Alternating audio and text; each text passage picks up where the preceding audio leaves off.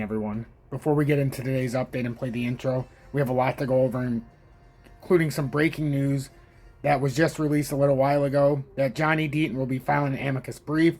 So I'll go over all of that. I have official document number 104 in regards to the LBRY case. A lot that just happened that I'm also going to go over. And then we're going to go into the XRP technical analysis because we're still under the ascending triangle pattern, or whatever you disperse that pattern being. That's my interpretation. And we're going to see the ramifications of that. And also we need to see the DXY and the relation so we can see exactly what's going on with XRP and crypto as a whole. But a lot of breaking stuff that I'm going to show you. It's going to be a jam-packed update. And we're going to get in here in about 12 minutes.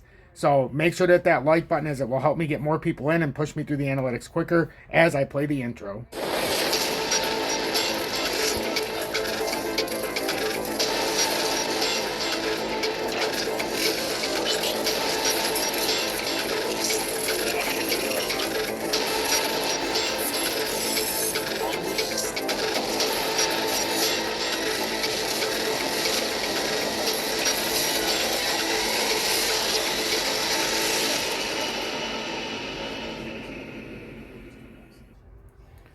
Good evening, 6:57 p.m. Eastern Standard Time on this Monday, February 6, 2023.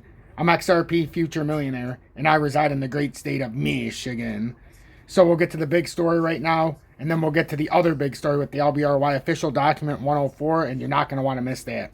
So, James K. Phelan, XRP community, John Deaton. So, at John Deaton 1 will be filing a motion to file an amicus brief in Zakhanov v. Ripple in California.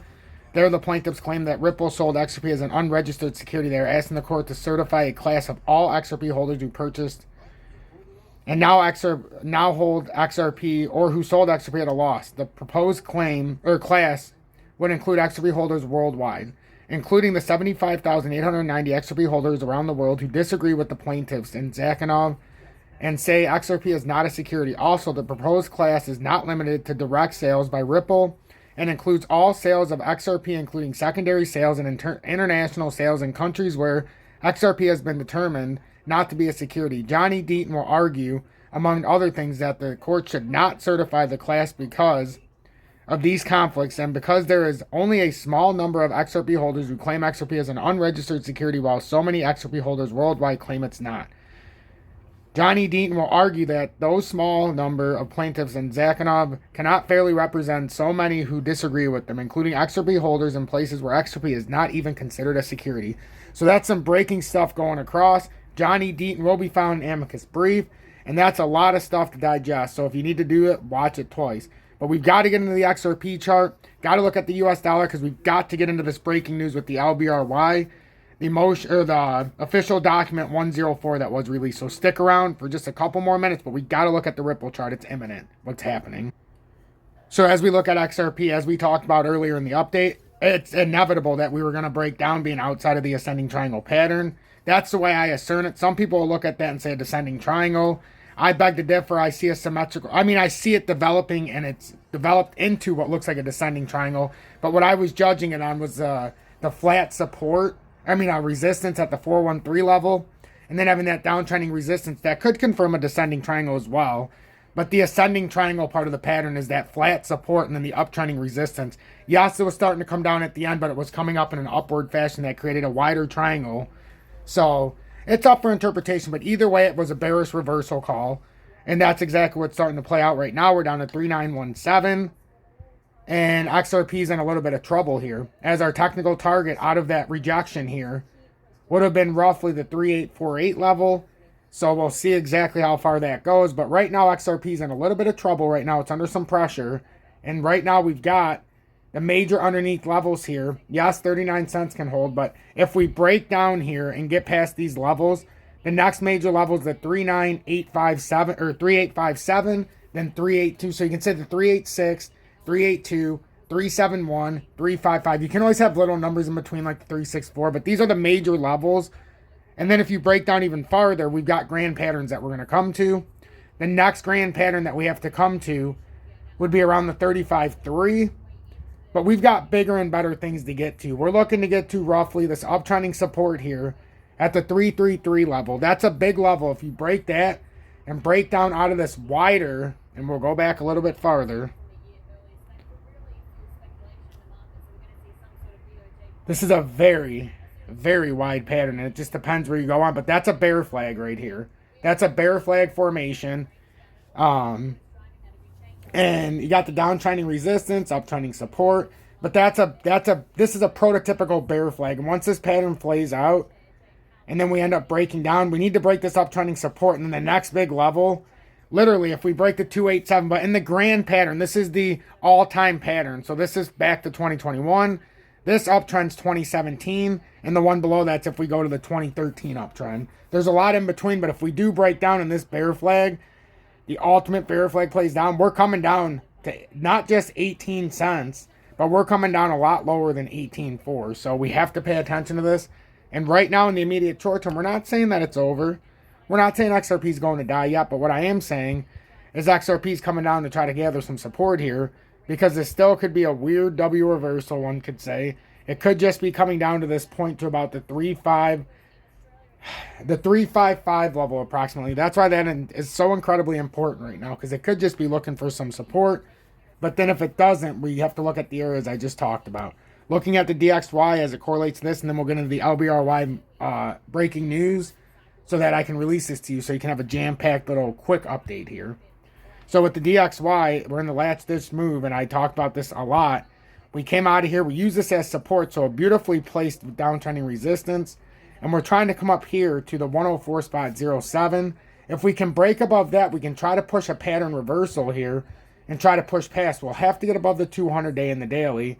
That's a big move at 104.80, and then ultimately get up above the 106.20. But even if it fails, and this is a last-ditch effort, this going up like that is going to send crypto spiraling down. So that's why we really have to pay attention to this.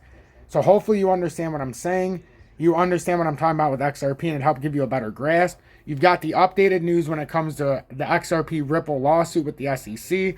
You can clearly see why this is nowhere near being settled yet, and why I don't feel like even until the third quarter possibly would be the first chance we have at anything happening. I don't see a settlement happening. I think they're going to have to go to a jury trial, and we're nowhere being done. I think this is just, they're going to string us along until they have exactly in place what they need to. And the U.S. government has their blockchain technology and their central bank digital currency in place, the CBDC, their Fed coin. So now, without further ado, let's get to the LBRY official document, and then I'm going to release this.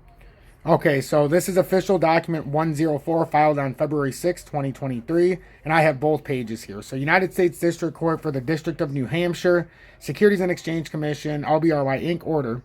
I held a status conference with the parties in this matter on February 6, 2023. As discussed at the conference, the remaining discovery in this matter will be phased and expedited. Within 14 days of the entry of this order, LBRY is directed to produce the electronic files supporting the profit and loss statement and the balance sheet that is submitted in connection with its motion and limit the SEC's remedies.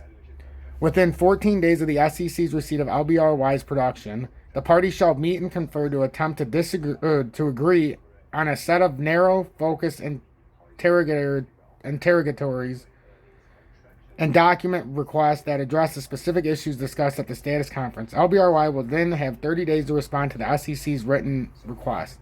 Should the SEC decide that depositions are necessary, the parties must meet and confer within 14 days of LBRY's response to the SEC's written request and attempt to agree on the deponents, the topics to be covered, and the lengths of depositions. The depositions must be completed within 30 days. And this is the second page.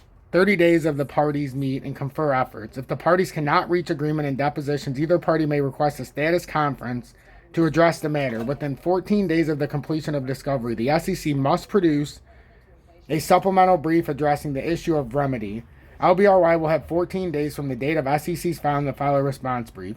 The court will then take the matter under advisement and issue a final ruling. So ordered, Paul J. Barbadoro, United States District Judge, and that was February 6, 2023, Counsel of Record. So this has serious implications on what's going on with XRP Ripple against the SEC, because if LBRY ends up losing this case, it's going to have a little bit of ramifications here, and it's going to make it a little bit harder for XRP. I'm not saying Ripple is going to lose, but what I am saying for is the SEC is corrupt, and you know how that goes. Make sure if you want to trade like I do, and that means being able to buy XRP, you look in my video description below. I have links to BitGet and MEXC because there's no spot fees and no VPN to buy your XRP. But I would suggest use MEXC because in the USA you have to use a VPN for BitGet. I love BitGet, but you having to use a VPN I don't like to do. And fortunately, I signed up to BitGet before that was required in the USA. So on MEXC, you can still buy XRP, no spot fees, and then you can send it off on XRP Ledger. Hashtag be better, do better. Make sure to hit that like button. Please leave a comment and let me know what you think about this rapid paced update.